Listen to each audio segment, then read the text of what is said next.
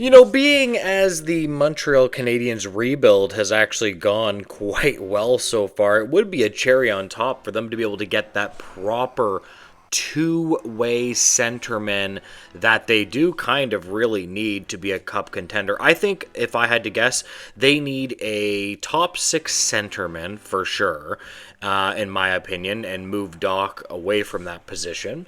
And they need an elite goalie, or some kind of goalie that's within the starting, realm of goalie. Once they do that, I am telling you that this team will be a cup contender. Honestly, they might even be a cup contender right now with all of their talent on the wings. But guys, welcome back to Pixel Plus Hockey. If you could make sure to hit that subscribe button, it would be so greatly appreciated. And thank you so much to those that are already supporting me as well. It is very humbling. Okay, so how about this? Before we get into this, I'm going to make this question of the video. What exactly do you think the Montreal Canadiens do need to be cup contenders, in my opinion, or in your opinion, sorry. In my opinion, like I was saying, center, goaltender, a little bit more depth on the blue line, perhaps bigger, more two-way players around their offensive players.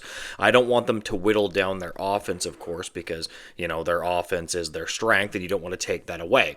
But again, the best center on the market, and I made a Vancouver Canucks video yesterday, is Pavel Zacha, of the ones that are available, right? Pavel Zacha is a good quality center. You talk about, guys like Casey Middlestat, Nazem Kadri, who I don't mind Nazem Kadri, but he is just getting a little bit slow and he's never been a burner. And the fact that he's getting older, it does worry me just a little bit, although I don't mind Nazem Kadri.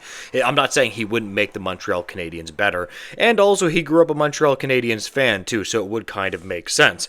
But it's all roads here are leading back to Pavel Zacha, and we have a really interesting quote here. Montreal Canadiens general manager Kent Hughes is reportedly keeping a close eye on Boston Bruins center Pavel Zacha, a player he knows well from his days as an agent, according to TVA Sports' Nicolas Cloutier of the Hockey Writers. Hughes, quote, adores Zacha, whom he previously represented with Cortex Management, close quote. So yeah, I guess when you have a general manager that represented players, that's actually not a bad thing because you have an inside track. Plus, I'm telling you right now, players do this too, where they talk with their agents and say, I wouldn't mind going to that team because I like that team's manager. And one of the best parts about being a player agent, too, is he's probably much better at negotiating as well. He has an inside track to the stuff, and this is maybe why the Montreal Canadiens are getting such good deals on all of their contracts. Now, I will not lie, the one thing that does worry me about Pavel Zacha when you look it up, it's not his cap hit, it's his expiry status. So if you followed my channel for a while, you will know that there's some things that I don't like when you give up a lot of assets, right? So if you're going to give up a lot of assets, for me, in my opinion, I would say you kind of got to keep the player around for a while, right? If you're giving up a top prospect, well, you're going to want to keep the player for 7 or 8 years or something like that, because that's maybe how much that top prospect would have affected your organization. And if we take a close look at Pavel Zacha's contract here, he is in year 3 of 4, and the expiry status is 2027 at the age of 30, and he's an unrestricted free agent. That is one thing that does give me pause. Man, wouldn't it be perfect if Pavel Zacha was locked up, 5 years or something like that? That would be perfect for the Montreal Canadiens rebuild. So that's the one thing that does give me pause. When we look at the current cap hit, he's $4.750 million. That's not bad. That's perfectly fine. The Canadiens can figure that out. And again, has size, left-hand shooting. This is the exact type of player, and honestly, he would help the Montreal Canadiens with size. He has a modified no-trade clause, and the notes are year 1 and 2, 10-team no-trade list, year 3 and 4, 8-team no-trade list. So one of the big things that the Montreal Canadiens have to figure out right now is, are they one of those 8 teams that are on the no-trade list, because he is in year 3 and 4 of his deal? So since Pavel Zach has also arrived in Boston, he's done a pretty good job of playing quite a few minutes. We're talking about like 18 minutes, 19 minutes a game average time on ice last year, and 17 minutes and 42 minutes, or 17 minutes and 42 seconds, my apologies, this season. So this is a player that is relied upon quite a bit, and he has proven that he is a solidified top six center. The real question is, for the Boston Bruins and the Montreal Canadiens, what exactly would you be willing to give up for Pavel Zacha? Because the biggest thing that gives me pause, again, is that he's going to be a restricted free agent in not this year. He essentially has 2 years left, this year and then the next year, and then he is going straight to unrestricted free agency.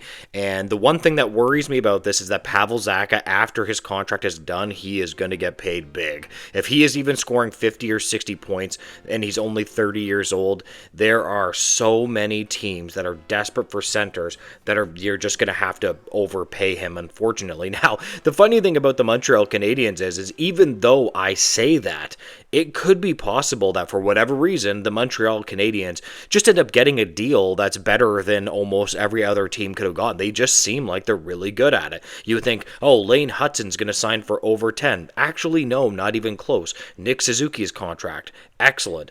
They just continuously do this where they're able to sign players for less than you think.